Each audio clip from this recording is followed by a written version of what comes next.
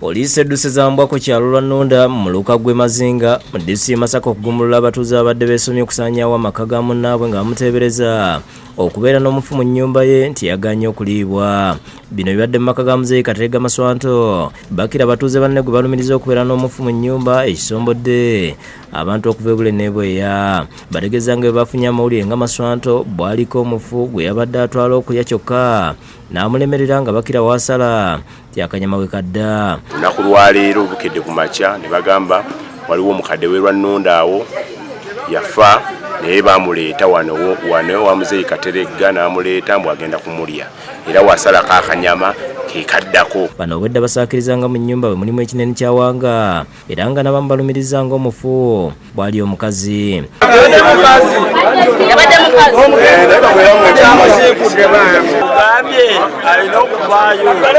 Embeera eno ewaliza poliisi okuva e Masaka ng'edduumirwa DPC Hussein Mugalula okuzingako ekitundu kino okulaba nga bataasa Maswanto n'okuzza embeera mu nteeko. Wano omukwanaganya wa poliisi n'omuntu wa bulijjo e Masaka Yahaya Lyangoba asitukiddemu n'asaba abatuuze bamuwa abantu be beekakasa basobole okwaza ennyumba ya Maswanto nabo kye bakoze. Ekyalo kyekakasa bwe kuba guliyo wadde guzitowa bagusitule bagufulumye wano bulungi nnyo ujja gufulumya.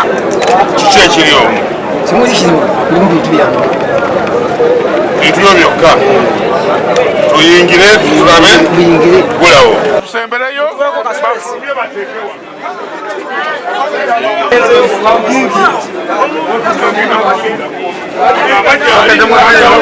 Gye biggweeredde nga mpaawo kibalabyeyo era ne bakasa nga bwe watali kintu kyonna. Mwali taliimu mulango dda wano sega waliwa mwali sina kyendabyemu dda wano abantu abanna benonze bayingire ne bafuuza ennyumba vema ne bakomawo ne bagamba tebalina kye balabye.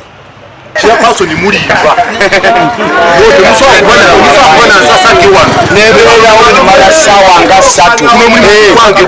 kusanyawo bintu bya muntu. Maswanto yeekokkodde batuuze banne n'ategeeza ng'ekimukoleddwako bwe kitali kya bwenkanya. Nnumye ekinnumye ate kinnumye kubanga simanyi na kumanya.